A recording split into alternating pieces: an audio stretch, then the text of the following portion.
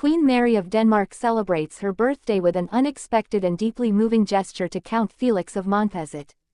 This exclusive report reveals the inside story of this moving royal moment, the family implications, and the intricacies of Frederick X's new reign. A must-see video to understand the secret ties that unite the Danish royal family.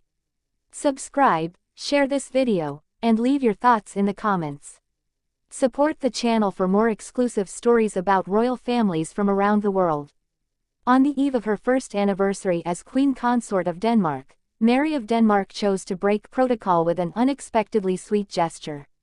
As the spotlight shone on her, official congratulations poured in, and institutional tributes underscored her now central role within the Danish monarchy. Mary turned her thoughts to a less visible member of the royal family, Count Felix of Montpezat.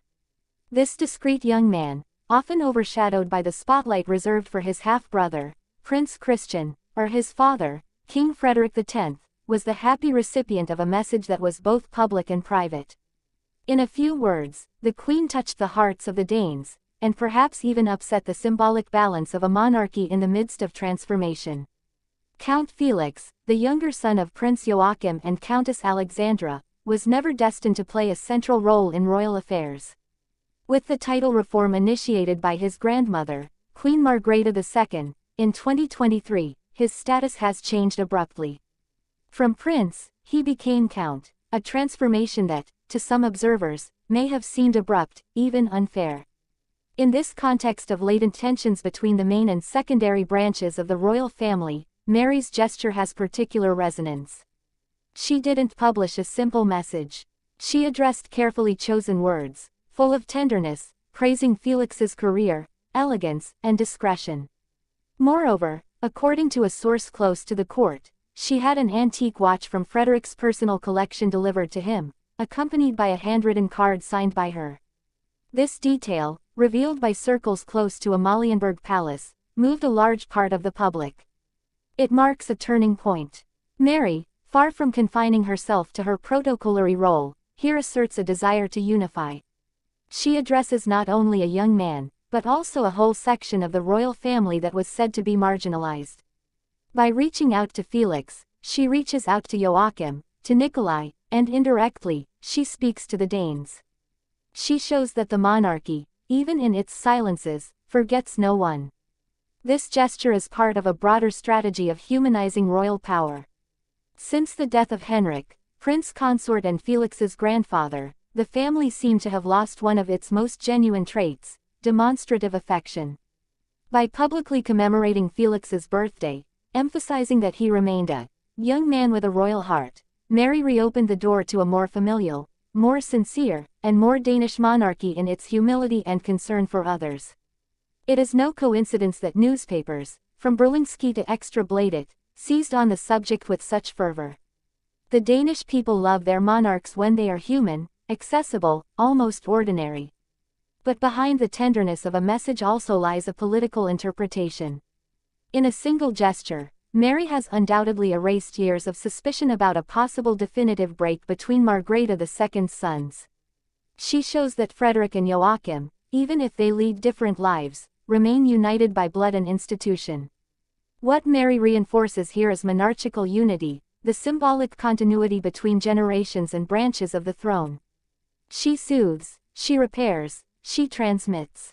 This role, which was believed to be reserved for Queen Margrethe, now seems to be passing into the hands of her daughter-in-law. Soft power is now embodied by Mary. Felix, for his part, has not reacted publicly. True to his image of quiet elegance, he simply posted a sober photograph on his Instagram account, showing himself in a suit, smiling slightly, without a caption. But for those in the know, for those who can read between the lines, this photo is a response. A way of saying thank you, without saying it. A way also of gently reclaiming his place in the royal narrative. For if Felix is now a count, he remains the Queen's grandson, the King's nephew, the cousin of the future sovereign. He is, despite the titles and the restructuring, a man of the royal household. It is essential to understand the timing of this gesture. Since Frederick X's succession to the throne, Mary has assumed a more visible, more strategic position. She has multiplied her appearances, speeches, and significant gestures. She is redrawing the image of the Danish monarchy, more modern, more feminine, more welcoming. In this agenda of reinvention, the place of young figures, like Christian, Isabella, but also Nikolai and Felix, is central. By highlighting Felix, she sends a message to younger generations. You matter, even if you are not first in the line of succession.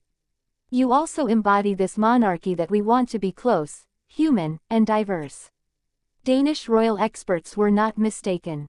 Søren Jacobsen, one of the kingdom's most respected commentators, praised in an op-ed what he calls Mary's silent diplomacy.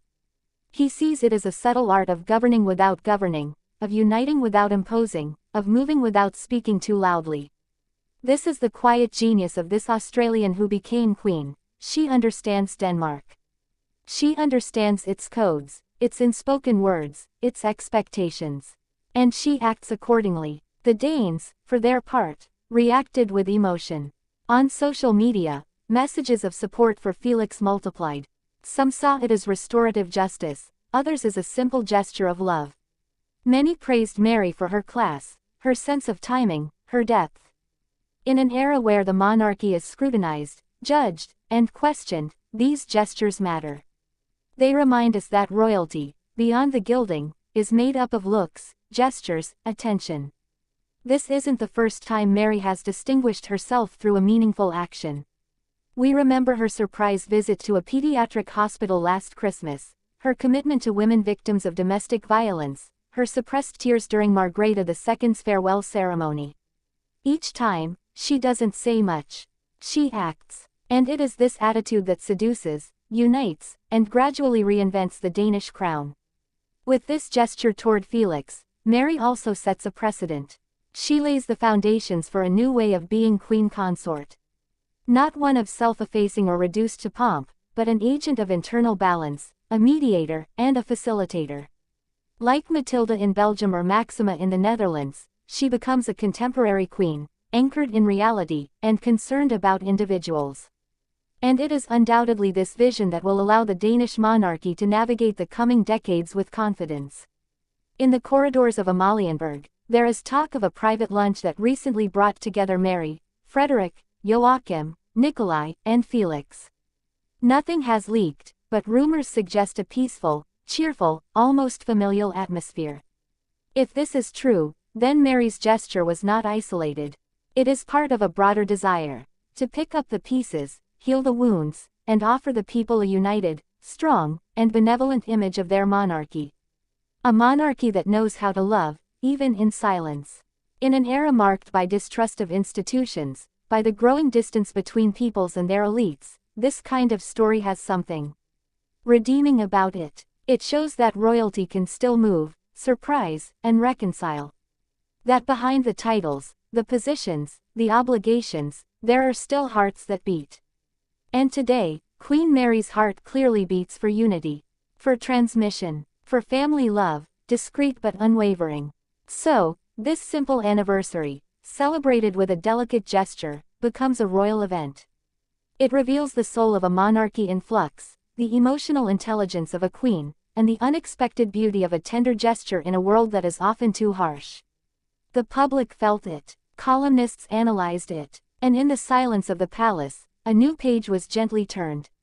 But in this now peaceful royal context, one question remains: will this gesture from Queen Mary be the first in a series of symbolic reconciliations, or will it remain a unique gem in the history of the modern Danish monarchy?